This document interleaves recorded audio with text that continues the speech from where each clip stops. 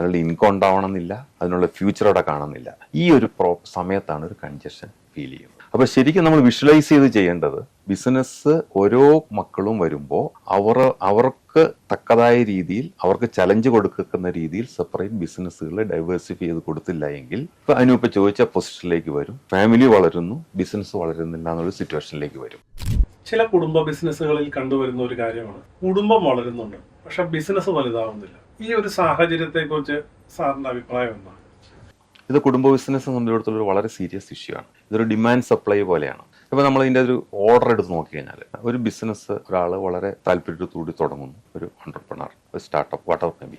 സാധാരണ ഇതിൽ പുള്ളി തന്നെ ഓടി എത്തിക്കാൻ ശ്രമിക്കുന്നു. അത് കഴിയുമ്പോൾ പുള്ളിയുടെ വൈഫ് കോമ്പറ്റന്റ് ആണ്, ഇൻട്രസ്റ്റ് ആണെങ്കിൽ തീർച്ചയായിട്ടും സഹായിക്കാൻ വരും. മിക്കവാറും കേസുകളിൽ തന്നെ ഇതൊന്ന് ക്ലിക്കാവും. രണ്ടുപേരും കൂടി ഒന്നിച്ച് ഒരു കാര്യത്തിന് വേണ്ടി ശ്രമിക്കുമ്പോൾ കാര്യം മുന്നോട്ട് തന്നെ പോകും.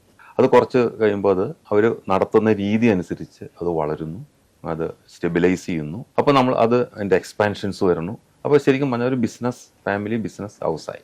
അപ്പോൾ അവർക്ക് തീർച്ചയായിട്ടും മക്കളുണ്ടാവും. ഉദാഹരണമായിട്ട് ആലോചിക്കുക, 2 ആൺകുട്ടികൾ, ഒരു പെൺകുട്ടികളും ഉണ്ടായി, ഒരു പെൺകുട്ടിയുണ്ട്. അപ്പോൾ നാച്ചുറലി ആ ബിസിനസ് വളർന്ന് കയറി ഇതിനൊരു ലൈഫ് സൈക്കിൾ സ്റ്റേജ് ഉണ്ടല്ലോ, ഒരു ലെവലിൽ എത്തുമ്പോഴത്തേക്കും ആയിരിക്കും. കാരണം ഒരു 15-20 കൊല്ലം മുമ്പൊക്കെ കൊണ്ടൊക്കെയാണ് ഇതൊക്കെ ലെവലിലേക്ക് എത്തുള്ളൂ നോർമൽ കേസിൽ. അപ്പോഴത്തേക്കും കുട്ടികളും വളരെ വളർന്നു വലുതാവുന്നു, ഇതിലേക്ക് എത്താറായി എന്നുള്ളൊരു സിറ്റുവേഷൻ എത്തുന്നു. അപ്പോൾ കുട്ടികൾ എത്താറാവുന്ന സമയത്ത് അവരും അതിൻ്റെ അകത്തൊരു ഇൻഡക്ഷൻ, അത് പ്രോസസ്സ് വേറെ ഉണ്ട്. വാട്ട് എവർ മേ ബി, ഇവർ ഈ നോർമൽ കേസിൽ മൂത്തയാൾ ആദ്യം വരുന്നു, രണ്ടാമത്തെ ആൾ വീണ്ടും വരുന്നു, മൂന്നാമത്തെ ആളും വരുന്നു, ഓരോരോ കാര്യങ്ങൾ ചെയ്തുകൊണ്ടിരിക്കും. അപ്പൊ തന്നെ ആ ഫാദറും മദറും കൂടി ചെയ്തുകൊണ്ടിരുന്ന സ്ഥലത്തേക്ക് ഒരാൾ ആദ്യം വരുന്നു.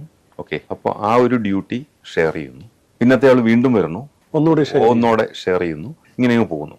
അപ്പോൾ ആ ബിസിനസിനെ പറ്റി ഒന്ന് ആലോചിച്ച് നോക്ക്. ഇത്രയും പേര് മാനേജ് ചെയ്യാൻ മാത്രം ആ ബിസിനസ്സിന് വലിപ്പമില്ല, അല്ലെങ്കിൽ അതിന്റെ കാര്യം ഇല്ല എങ്കിൽ തീർച്ചയായിട്ടും അവിടെ ഒരു സ്പേസ് കുറവ് വന്നു കഴിഞ്ഞു. ഓക്കെ, ഇതെങ്ങനെയും ചിലപ്പോൾ അങ്ങ് മാനേജ് ചെയ്ത് പോകും കുറച്ച് കാലത്തേക്കൊക്കെ. കാരണം ഇത് നമ്മൾ അറിയാണ്ട് തന്നെ അവിടെ പ്രശ്നങ്ങൾ ഉണ്ടാവുന്നുണ്ട്. കാരണം ആ ബിസിനസ്സിന് ഒരു ആപ്റ്റായ രീതിയിലല്ല പോക്ക്. കാരണം അവിടെ എല്ലാവരും കോൺട്രിബ്യൂട്ട് ചെയ്യണം. ഒരാൾ ചെയ്യാവുന്ന കാര്യം 2 പേര് കൂടി ചെയ്തിട്ട് ഒരു കാര്യമില്ല.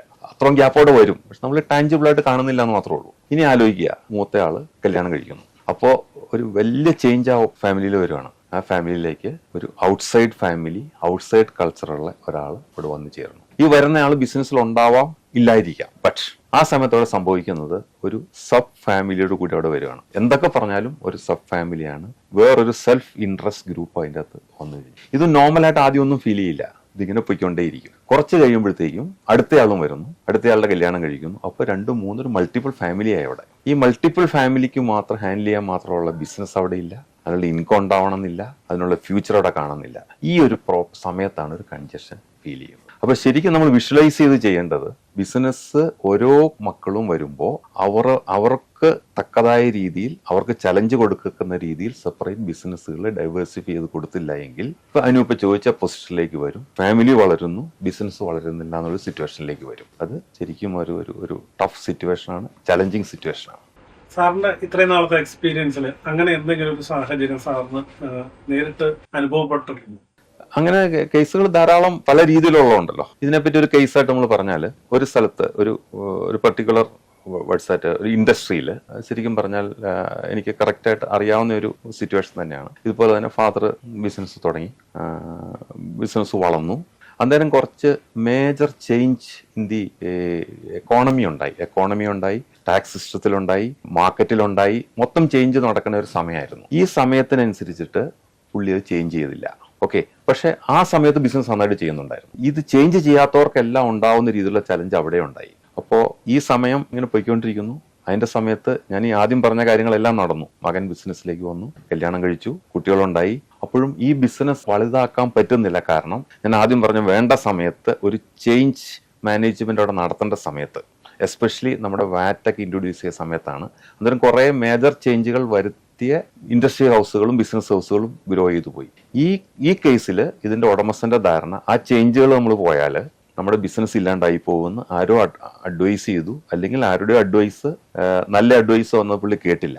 ഇപ്പൊ പ്രശ്നം പറ്റിയിരിക്കണം എന്താണെന്ന് വെച്ചാൽ, ഈ സമയത്ത് ഇപ്പൊ ഗ്രോ ചെയ്യണം, ഇത് കഴിഞ്ഞ് കാലങ്ങൾ കുറെ പോയി. അപ്പൊ അന്നേരത്തെ ഒരു സ്പേസും അന്നേരത്തെ ഒരു സിറ്റുവേഷനും വെച്ചിട്ട് കുറെ കാലം അവിടെ ബിസിനസ് ഓടി. ഇത് കഴിഞ്ഞപ്പോൾ ഒരു കുറെ വർഷങ്ങളായിട്ട് ഫേസ് ചെയ്യുന്ന ഒരു പ്രശ്നം, ബിസിനസ് വളർത്താൻ പറ്റുന്നില്ല. കാരണം വേണ്ട സമയത്ത് നടത്തേണ്ട ഫണ്ടമെന്റൽ ചേഞ്ചുകൾ അപ്പൊ നടത്തിയില്ല. നമുക്ക് പെട്ടെന്ന് പോയി ചേഞ്ച് വരുത്താൻ പറ്റില്ല. ഇപ്പൊ അവിടെ ശരിക്കും പറഞ്ഞാൽ ഞാൻ പേഴ്സണലി എനിക്ക് അറിയാവുന്നതാണ്, ഭയങ്കര കൺഫ്യൂഷനിലാണ്.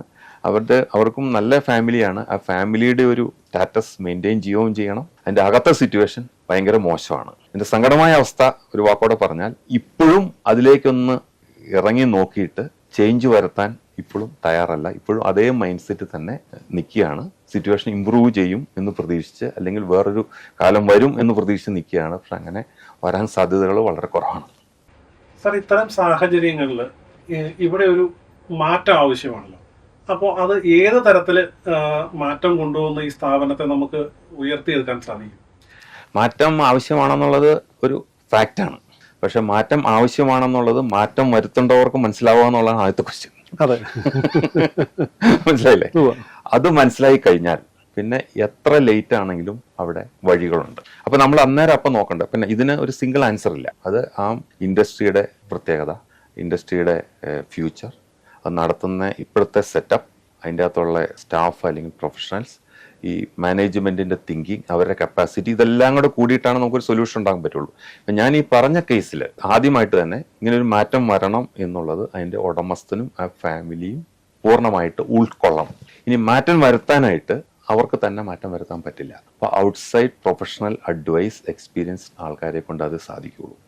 അപ്പോൾ പിന്നെ അവിടെ ഒരു ചേഞ്ച് മാനേജ്മെന്റിന് പറ്റിയ ഒരു പ്രൊഫഷണൽ സെറ്റപ്പ് അവിടെ കൊണ്ടുവരണം. അപ്പോൾ നല്ല ഏതെങ്കിലും മറ്റേ സിഇഒസിനോ ജനറൽ മാനേജറോ എക്സ്പീരിയൻസ് ഉള്ളവരെ വെച്ചിട്ട് വേണം അത് മാറ്റം വരുത്താനായിട്ട്. ഇതിന് കാരണം എന്താണെന്ന് വെച്ചാൽ മറ്റൊരു മൈൻഡ് സെറ്റിൽ ഓടിക്കൊണ്ടിരിക്കുകയാണ്. അപ്പോൾ അവർ എന്ത് ചെയ്യുമ്പോഴും അവർ ആദ്യം ചെയ്തതിൻ്റെ ഒരു ജസ്റ്റിഫിക്കേഷനോട് കൂടിയേ ചെയ്യുള്ളൂ. അപ്പോൾ പുതിയൊരാൾ വന്നു കഴിയുമ്പോൾ ഫ്രഷ് ആയിട്ട് അതിനെ ചെയ്യാൻ പറ്റും.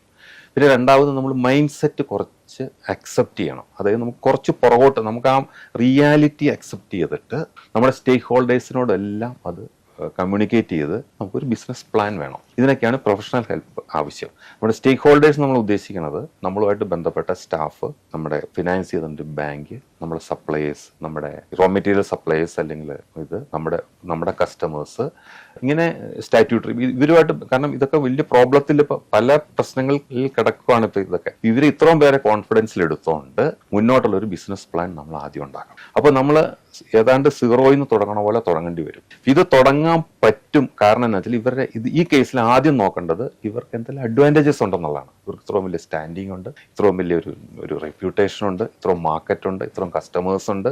ഇതെല്ലാം ഉണ്ടായിരുന്നതോ ഒക്കെയാണ്. അപ്പൊ ഈ പോസിറ്റീവ് സൈഡ് വെച്ചിട്ട് നമ്മൾ എവിടെ നിൽക്കണമെന്ന് നോക്കിയിട്ട് ഞാൻ ഈ പറഞ്ഞ രീതിയിൽ ഒരു റോഡ് മാപ്പോട് കൂടി കുറച്ച് പുറകോട്ട് വന്നിട്ട് മുന്നോട്ട് ഇയർ ബൈ ഇയർ നമ്മുടെ ബിസിനസ് പ്ലാൻ ഇട്ടിട്ട് അത് ചെയ്യാൻ പറ്റും. അതാണ് അതിന്റെ ഒരു സൊല്യൂഷൻ. ഇപ്പൊ നമ്മൾ സംസാരിച്ചുകൊണ്ടിരുന്നത് ബിസിനസ് വളരുന്നില്ല, ഫാമിലി വളരുന്നുണ്ട് എന്നുള്ളതാണ്. ഇതിൽ നിന്നും ഒരു സംരംഭകൻ അല്ലെങ്കിൽ ഒരു ഗ്രൂപ്പ് മനസ്സിലാക്കേണ്ട പാഠം എന്താണ്? ഇതിന് മനസ്സിലാക്കേണ്ട പാഠം നമ്മൾ ആദ്യം ഡിസ്കസ് ചെയ്ത പോലെ തന്നെ ഇതൊരു ഫാമിലി ബിസിനസ്സിനെ പറ്റിയാണ് നമ്മൾ സംസാരിക്കുന്നത്. ഇതിൻ്റെ അകത്ത് ഫാമിലിയും ബിസിനസ്സും വളരെ ഇമ്പോർട്ടൻ്റ് ആണ്. ഇപ്പൊ ഫാമിലി വളരുന്നു, ബിസിനസ് വളരുന്നില്ല എന്നുള്ളതാണ് പ്രശ്നം.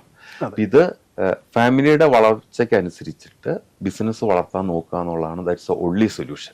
ഇതിനു വേണ്ടിയിട്ട് നമ്മൾ ഉള്ള സോണിൽ കംഫർട്ടായിട്ട് ഷെയർ ചെയ്യാൻ നോക്കാണ്ട് നമ്മളൊരു ചലഞ്ചിങ് സോണിലേക്ക് ഓരോരുത്തരും പോകണം. മനസ്സിലായില്ലേ? അപ്പോൾ ഓരോരുത്തർക്കും, ഓരോ ഫാമിലി മെമ്പേഴ്സിനും അവർക്കൊരു ചലഞ്ച് വേണം, അവർക്കൊരു ഒരു പർപ്പസ് വേണം, അവർക്ക് അച്ചീവ് ചെയ്യാൻ എന്തെങ്കിലും വേണം. ആ രീതിയിൽ ഓരോ കീ ഫാമിലി മെമ്പേഴ്സും അതിന്റെ ലീഡർഷിപ്പ് ഏറ്റെടുത്തു കഴിഞ്ഞാൽ ഈ ബിസിനസ് തന്നെ വളർന്നോളും. വേറെ രീതിയിൽ അതിനെപ്പറ്റി ഒരു കംഫർട്ട് സോൺ ഒരിക്കലും തിങ്ക് ചെയ്യരുത്. മനസ്സിലായില്ലേ?